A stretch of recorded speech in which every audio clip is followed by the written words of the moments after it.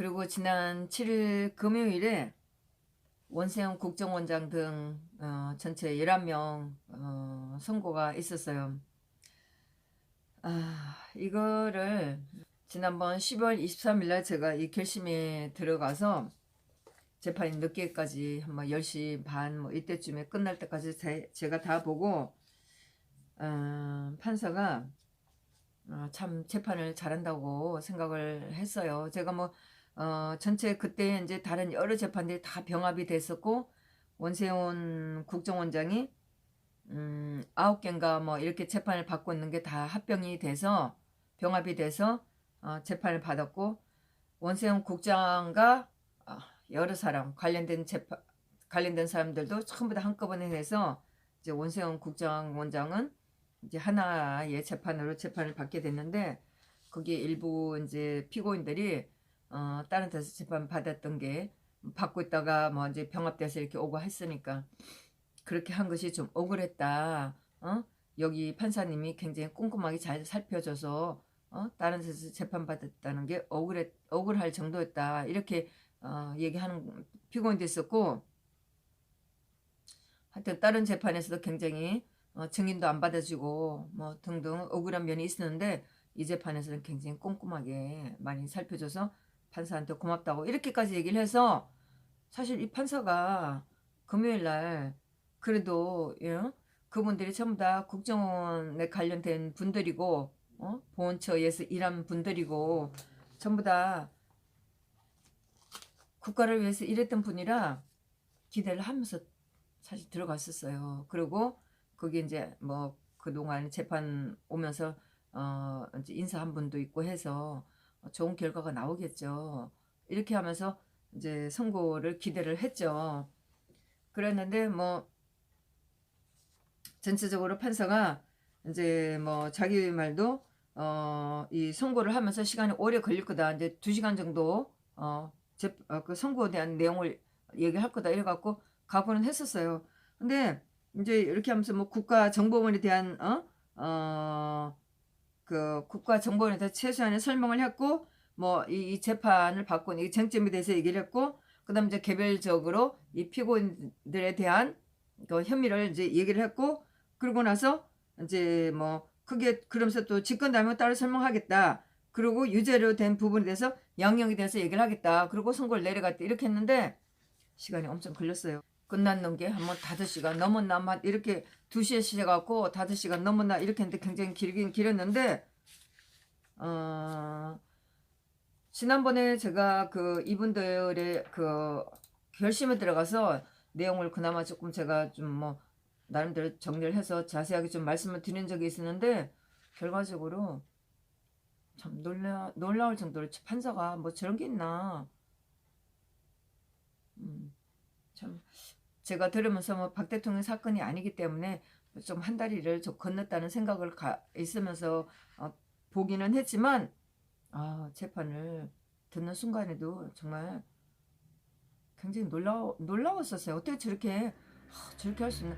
근데 이제 거의 이제 양형 부분을 읽고 들어갈 때, 선고를 내릴 때 거의 다 이제 다 읽고 나서 선고를 내린다고 하면서, 그 전에 양형을 얘기했나? 이렇게 됐는데, 법원 직원들이 그 발을 딱 가로막는 거예요. 사실 그동안에 박 대통령 관련 재판은 다 끝나서 이제 그런 장면을 보기는 굉장히 오랜만이었었죠. 그 옆에 있는 분이 법정 구속이라고 이렇게 얘기를 하는 거예요. 뭐 그전에 대통령 관련된 재판에도 보면 뭐 블랙리스트나 화이트리스트 이렇게 보면은 법정 구속될 사람이 있으면 법원 직원들이 그 팔을 딱 가로막아요. 사실 그때 되면 법정을 들락거리지만 가슴이 막 툭툭하면서 진짜 무섭다는 생각이 들거든요. 그날도 양형 부분 정도 읽어가는데 법원 직원들이 양쪽에도 서고 뒤에도 서고 이렇게 앞에는 드무드무 이렇게 서 있는데 그 직원들 앞으로 쫙 가로막을 때 무슨 영화 한 편 같은 막 그런 막 악몽을 꾸고 있는 막 그런 분위기 그런 걸 막 느끼는 거예요.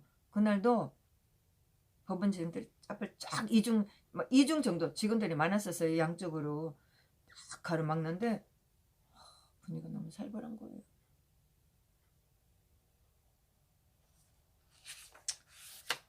그래서 판결을 선고를 하는데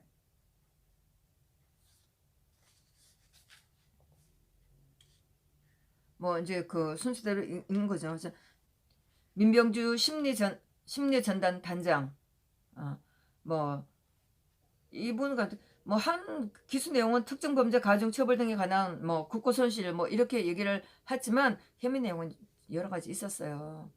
그랬는데 이분에 대해서는 2년 6개월 징역 법정 구속이죠. 그리고 원세훈 전 국정원장에 대해서는 7년에다가 징역 7년에 자격 정지 7년 이렇게 얘기하는데 다행스럽게 이분들에 대해서는 벌금이나 추징금이 없어요. 그리고 솔직히 말해서 원세훈 국장님은 뭐 하여튼 9가지 8가지인가 9가지 이렇게 재판을 받고 있는데 징역 7년 내로 가서 제가 생각한 것보다는 좀 적긴 했었어요. 네. 그리고 이종명 전 국정원 제3차장 이분도 뭐 특정범죄 가중처벌 등에 관한 법률 위반 국고 손실 등인데 이분도 여러 가지가 뭐 있어요. 근데 이분이 징역 2년을 받았어요. 이분도 법정 구속이에요. 근데 이분하고 민병주 단장하고 이정명 차장은 그전에 벌써 구속이 돼 갖고 있다가 구속 만기돼서 석방이 돼 나와 있으면서 재판을 받았는데 이날 다시 구속이 된 거예요. 뭐 원세훈 국정원장이야 계속 구속돼 있는 거고 이분이 보니까 그전에 다른 이제 뭐 댓글 관련으로 4년을 형을 받아갖고 그건으로 재판을 받고 있었고 이번에 7년을 받았기 때문에 전체 11년을 감옥에서 사는 거죠. 그리고 김재철 MBC 사장 이분은 뭐 김미화 그 다음에 문성건 뭐 이 건에 대해서 김미화 뭐 그거 도정 하차시킨 거 이거는 제가 없다고 이렇게 하면서 뭐 노동 관련으로 이렇게 유죄가 됐는데 이분도 1년 6개월 징역이에요. 네? 그리고 3년 집행유예 거기다가 160시간 사회봉사시간.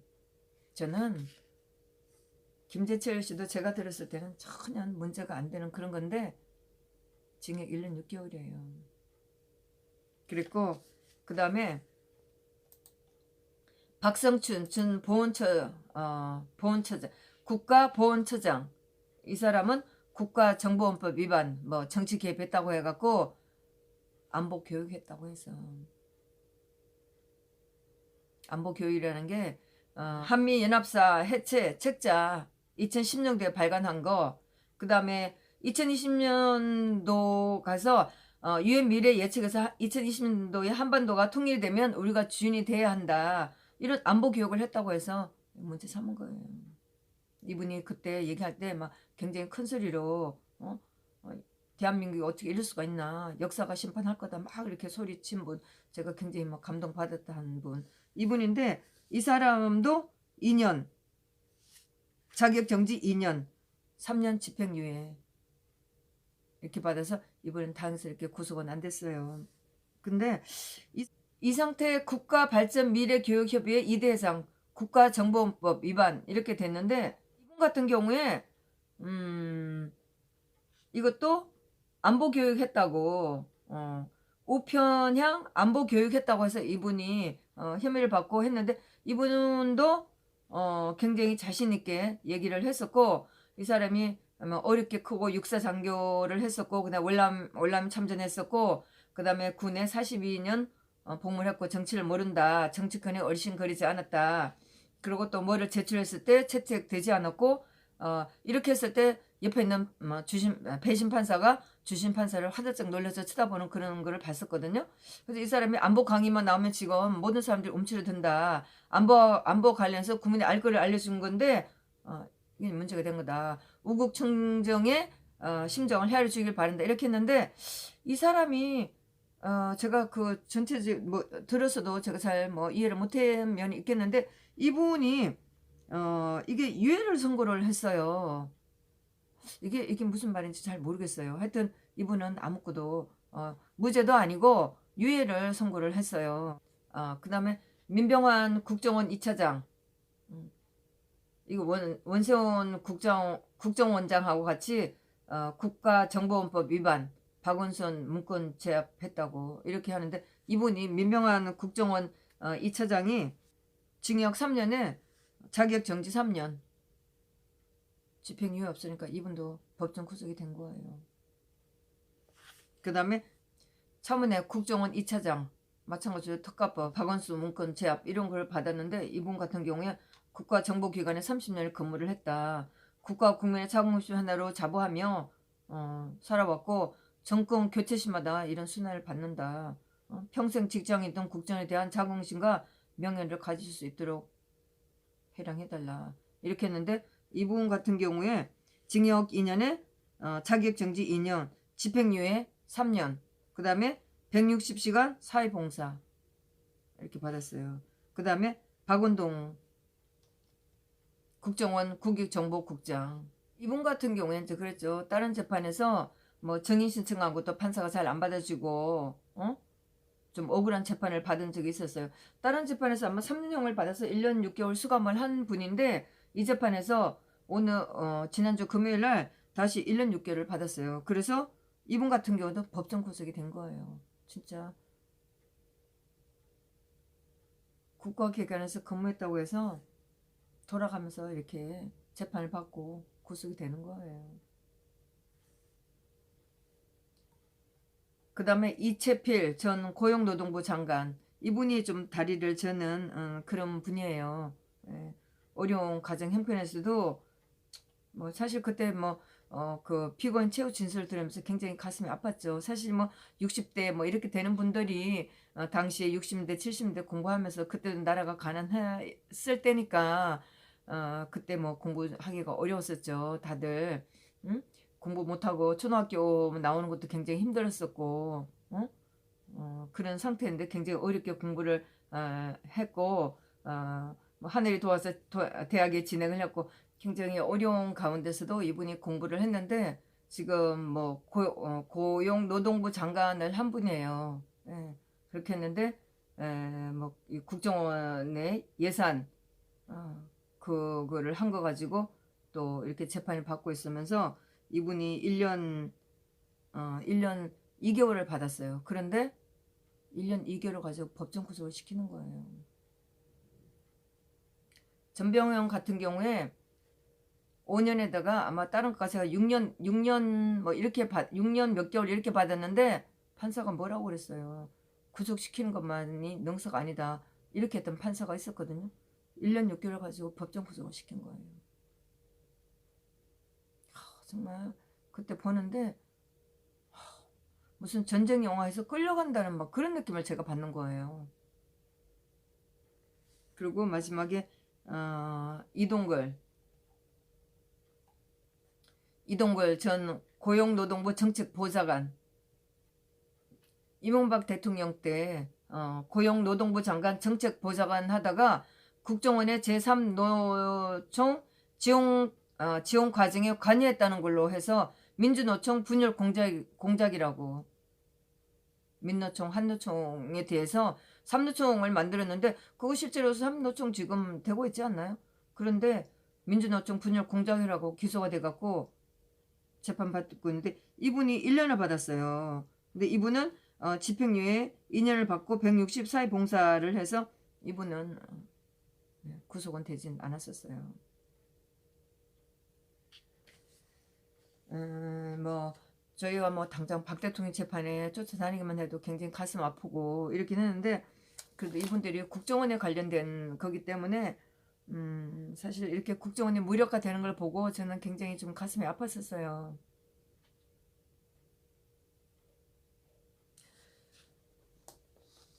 재판이 이제 이렇게 다 풀려고 나니까 막 웅성웅성하면서 바로 이제 원세훈 국정원장 나가고 그럼 이제 판사가 그러죠.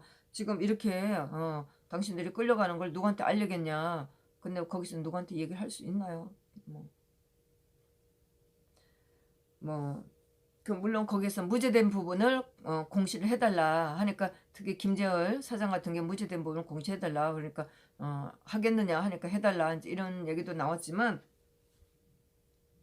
그날 그 자리에서 법정으로 끌려가는데 제가 막 화가 나더라고요. 그래서 내가 아니 이렇게 아니 이게 대한민국 맞냐고, 아니 어떻게 이렇게 잔인할 수가 있냐고. 사실 그날 많은 분들이 저는 1시 반부터 이제 410초에 들어가는 줄 알고 1시 반이 될 때까지 2층에서 계속 기다리고 있었어요. 그래서 1시 반이 되자마자 사람들이 많이 올 것 같아갖고 올라갔더니 벌써 그 417호 법정에 굉장히 많은 분들이 와 있더라고요. 그 옛날 일하셨던 분들이 뭐 다들 어리신 분들이죠. 다들 와 있는데 굉장히 많이 와 있어서 뭐 417호 법정은 다 찼어요. 그러는데 재판이 끝나고 나서 세상에 어떻게 이럴 수가 있나. 응? 아니 이거 대한민국 맞냐고요. 어? 아니 법이 아니 어떻게 이렇게 잔인할 수가 있냐고. 제가 막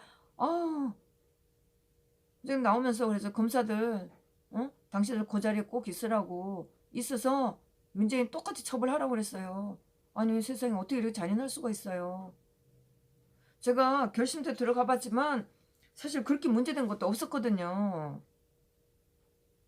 너무나 악의적인 거고 판사가 지금 미친놈 아닌가 싶은 생각이 들어요. 아니 정상적인 대한민국 국민으로서 어떻게 그걸 벌을 줄 수가 있냐고 이렇게.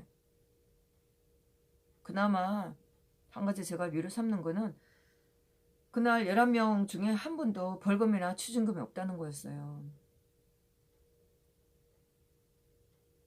뭐 국정원에서 돈 가지고 썼다고 해서 그걸 가지고 재판에서 많이 재판받고 했는데 원세훈 국정원장도 마찬가지고 뭐 그거 국정원 그 근무를 가지고 개인적으로 필요하다고 해서 이제 뭐 그 호텔 같은 거를 집으로 꾸며갖고 거기서 이제 뭐 살기도 하고 그런 것 같은데, 거기에 대해서 재판 받을 때는 제가 그 재판에 제가 몇 번 들어가면서 인테리어 저는 그때 당시 인테리어 비용을 띄어 먹었다고 그러는 이렇게 하면서 재판을 좀 봤는데, 그게 아니고 그거를 관주로 그 설계를 꾸며서 했다고, 뭐 용도 이상으로 아니 그 관주 이상으로 뭐 시설을 하고 했다고 해서 재판 받는 거였는데, 그런 거에 대해서 그런 거는 그렇게 유죄로 때리지는 않았었어요. 그래서 전체적으로 11명 분에 대해서는 뭐 그 국정원에 돈을 쓴 거가 있음에도 불구하고 그거는 유죄로 때리진 않았고, 그다음에 직권남용 권리행사 방에서도 이 사람이 굉장히 판사가 굉장히 많이 얘기를 했는데, 내용 자체는 제가 메모를 뭐 엄청 뭐 말도 빨랐고 뭐 한다고 하긴 했는데, 이거는 제가 제 기억으로 제 메모로 제가 남기겠는데, 전체적으로 뭐 사법농단 재판 들어가면은 당신들이 명령을 받아서 하든가 뭐든가 하여튼 일을 한 거는 전부 다 직권남용이라고 얘기를 했는데, 여기에서도 최근에 직권남용권에 대한 대법원의 파기환송심이 있었다 이렇게 해가면서 이 사람이 직권남용에 가서 짚은 거예요. 그래서 명령을 받고 밑에 사람이 한 거에 대해서는 뭐 이렇게 하면서 얘기를 했는데, 요거는 제가 노트에 제가 제 스스로 참고를 하겠어요. 이거 정리를 제가 못해서 안 했는데, 이런 자세한 내용은 신문에도 하나도 안 나오는 게 좀 기자들이 왜 이런 거를 좀 제대로 안 써주나 굉장히 좀 억울해요. 물론 뭐 관련된 사람들을 보겠지만 이런 거를 좀 기자들이 자세하게 써주면 좋겠는데, 저 혼자만 본 거잖아요. 참 아쉽다는 생각이 많이 들었어요. 제가 뭐 제 노트를 보면서 제가 필요한 사람들은 제가 얘기는 해주겠지만 하여튼 너무나 아쉬운 거였었고,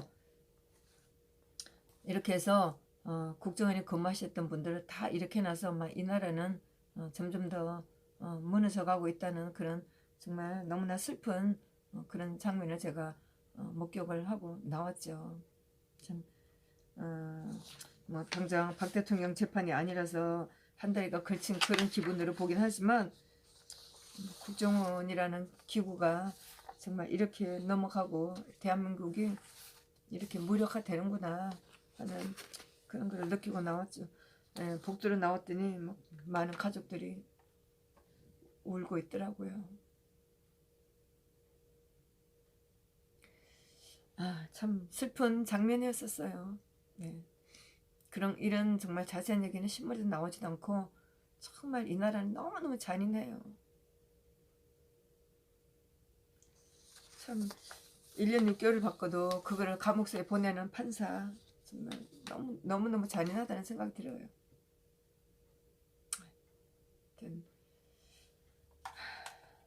그리고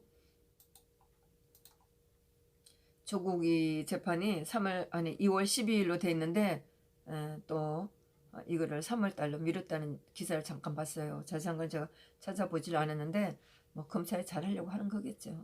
네. 그리고 이재용 씨에 대한 재판이 2월 14일 날 이번 주 다가오는 이번 주 금요일 날 재판이 있는데 2시에 재판이 있기로 했는데 요거를 3월 달로 미뤘어요. 사실 뭐 2월 14일 날 최수원 씨, 안정범 씨 선고가 3시에 있어갖고 제가 고민을 참 많이 했거든요. 둘 다 중요한 재판이라. 근데 이재용 씨 재판이 뭐 3월 달 연기된 건 저는 좋아요. 좋은데 기사가 제가 이거 저장을 했는데 2월 6일 나온 재판인데 이재용 삼성전자 부회장 사건을 심리하는 재판을 연기하고 특검과 이 부회장 측에 준법 감시제도 운영의 양형 반영에 관한 의견을 제출하라고 요청한 것으로 확인됐다. 이거 지난번에 권력을 가진 자가 다시 이렇게 기업에 이런 거를 출연을 강요를 하면 어떻게 할 거냐, 거기에 대한 의견서를 내라 이렇게 얘기하니까 그게 1월 초에 삼성에서 준법감시위원회라는 걸 만들었잖아요. 거기에 처음에는 그 노무현 때 대법관을 했던 누구라고 그러더니 좌파 진보라고 해야 되겠죠. 진보 성향을 가진 누구라고 하더니 나중에 보니까 박 대통령 파면시킨 헌재재판 강일현을 위원장으로 한다는 거예요. 웃기는 거잖아요. 그랬는데 이 판사가 준법 감시 제도 운영의 양형 반영에 관한 의견을 제출하라고 요청한 것으로 확인됐다. 재판 못하죠.